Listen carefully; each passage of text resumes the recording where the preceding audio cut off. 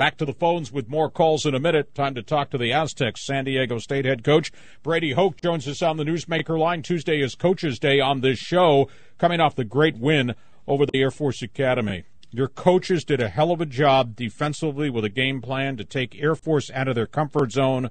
What you did with the shifting sands defense, stopped the middle of the running game. What you did with the defense caused them all types of procedure penalties. Hell of a job, Brady.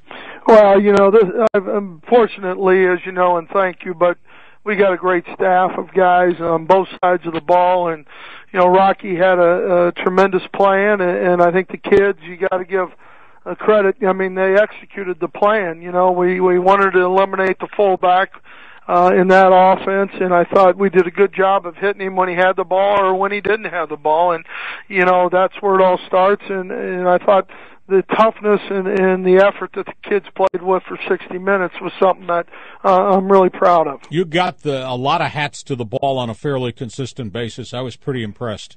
Well, and that's the name of the game defensively. We've got to do a great job of everybody doing your job and then trying to get 11 bodies to the football and 11 hats on the ball, and that's something we want to work every week. But, when you play triple option teams, it's always a little trickier because you got that assignment, you got to do your assignment, then you got to move forward. Yeah, I think the key thing is for every good run Air Force had, it was offset by 0 yards, tackle for lost yards, procedure penalties, etc. You never really let them get into a rhythm. I think the only thing the most disappointing thing, Lee, the last drive, when they went to throwing the football a little more, we didn't transition as well as we'd like to from a coverage standpoint or a pressure on the quarterback standpoint. But I think for the most part, they've seen about every defense you can give them,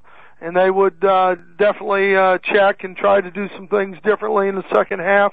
But I thought Rocky stayed a step ahead of them to some degree, and our kids did a good job. Tell you what, I was just absolutely scared when Ronnie Hillman went down with the ankle injury, the way he got twisted in the pile and then rolled over. I thought he dislocated his ankle. I could not believe he came back in the second half and then busted off another run. Yeah, well, you know what? He's a pretty tough kid, and he's a guy that loves his teammates and he loves to play the game, and he shook it off pretty quick and was back in there and ready to go. Let's talk about Ryan Lindley. He has stretches where he's really on the beam and other stretches in which very, very erratic. Is that just a byproduct of what defenses are doing to him, or does he need to find a rhythm quicker? Well, I don't know. I think a couple things. Number one, I thought he played a good football game, and I think I know Al and Brian both felt the same way. He made some things happen with his feet when the pocket collapsed a little bit or the coverage was tight, and ran the ball effectively, which is another dimension now that people haven't really seen from him. I think he had to have a little more patience on a couple throws, but I thought he, made some very good football plays for us and did a good job of managing the game and managing the offense and making some things happen when he needed to. Brady, let me ask you about going to New Mexico, and they have really fallen badly. It's no longer anywhere near the program that Rocky Long left behind. If you jump on them and build a big lead, do you give any consideration to playing a whole bunch of your younger guys just to give them live-action bullet snaps? Lee, if we could get to that point, I think you'd always want to do that. But, believe me, they've had a week off. We've lost the last 4 times. We've gone to Albuquerque. They have an offensive front that's big and physical, and I can tell you, as you know, up at BYU, we had a hard time defensively with that type of front, and they're getting a quarterback back in Holbrook, and he's a guy that threw for over 300 yards against Texas Tech, and he has the ability to run with the football. And then I think Damon Dennis, their running back, who has been suspended, is back with them, and he's a guy who's got a whole lot of talent and a whole lot of ability, and we're going to have our hands full going down there. You sound like Lou Holtz. Well, I don't have that lisp, though, I don't think. Hey, let me ask you, and I haven't had the chance to talk to you about this aside from the Aztecs.